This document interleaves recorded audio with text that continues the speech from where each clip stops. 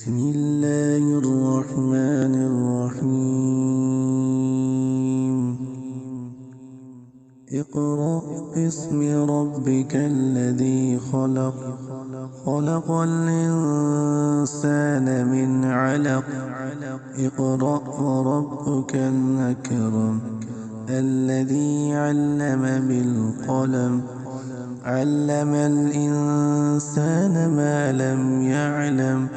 كلا إن الإنسان ليطغى أن رآه استغنى. إن إلى ربك الرجعى.